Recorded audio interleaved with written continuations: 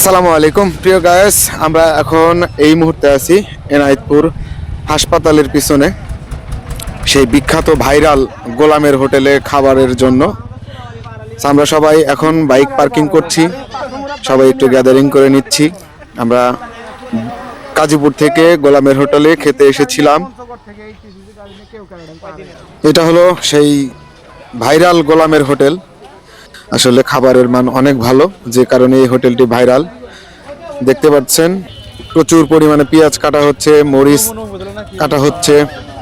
এখানে খাবার খেতে হলে আপনাকে ঠিক 11টা থেকে 12টার মধ্যে আসতে হবে, পরবর্তীতে খাবার নাও পেতে পারেন। এখানে পেঁয়াজ ভাজি হচ্ছে, এটা যত সম্ভব চিংড়ি মাছ হবে। এখানে অনেক দূর দূরান্ত থেকে অনেক ভোজন রসিকরা এখানে খাবার খেতে আসেন। তাছাড়া পিছনে যে এনায়েতপুর হাসপাতাল রয়েছে, এখানকার স্টুডেন্টরাও খাবার খেতে আসে। এদের গরুর মাংস প্রতি প্লেট 160 টাকা, চিংড়ি মাছ প্রতি প্লেট 150 টাকা। তাছাড়া ছোট মাছ আছে, এছাড়া অনেক প্রকার মাছ রয়েছে এখানে। হোটেলে কি পরিমাণ ভিড় হইতে পারে এটা না দেখলে বোঝা যাবে না। বহুত জল্পনা কল্পনা করার পরে প্রায় 1.5 ঘন্টা অপেক্ষার পরে আমরা খাবার পেয়েছি। আমরা সবাই খাচ্ছি গোলামের হোটেলে। বড় চিংড়ি। এই যে আমাদের রনি ভাই আছে।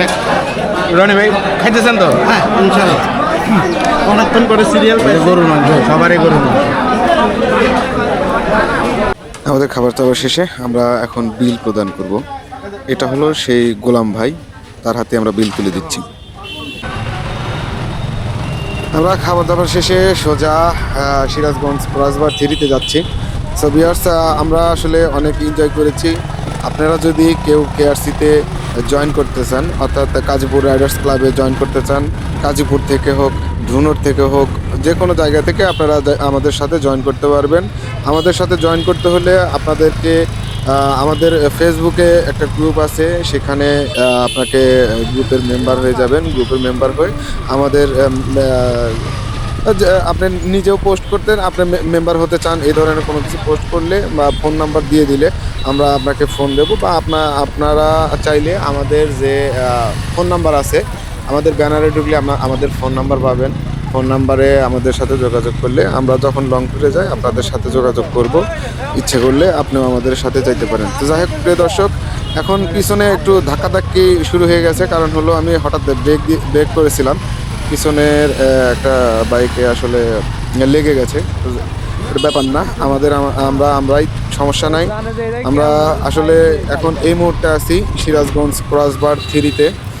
আমরা এখন সিরাজগঞ্জ ক্রসবার 3-তে বিকালের পরিবেশটা উপভোগ করব।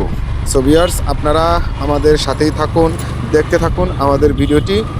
আর আমরা এখান থেকে চলে যাব সিরাজগঞ্জ হাট পয়েন্ট। সো ভিউয়ার্স, সাথেই থাকুন, দেখতে থাকুন আমাদের ভিডিওটি।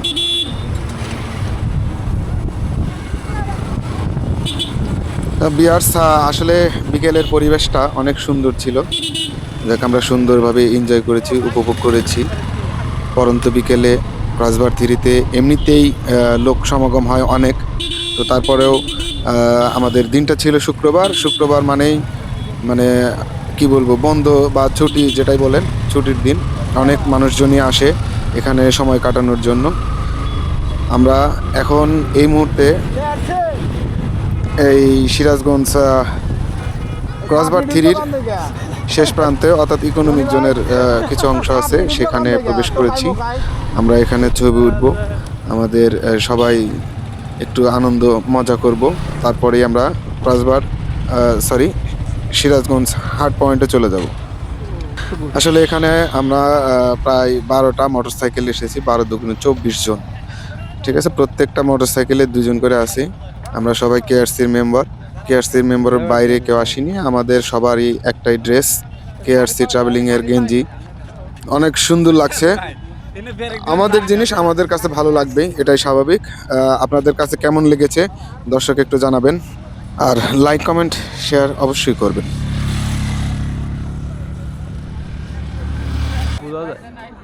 প্রিয় দর্শক, আমরা ভিডিওর শেষ প্রান্তে, আর এখন আমরা এই মুহূর্তে আছি সিরাজগঞ্জ হাট পয়েন্টে।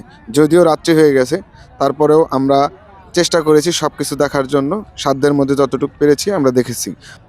প্রিয় ভিউয়ার্স, আমাদের ভিডিওটি আপনার কাছে কেমন লাগলো কমেন্ট বক্সে জানিয়ে দিন। সেই সাথে পরবর্তী ভিডিও দেখার আমন্ত্রণ জানিয়ে আজকের মতো বিদায়। আল্লাহ হাফেজ।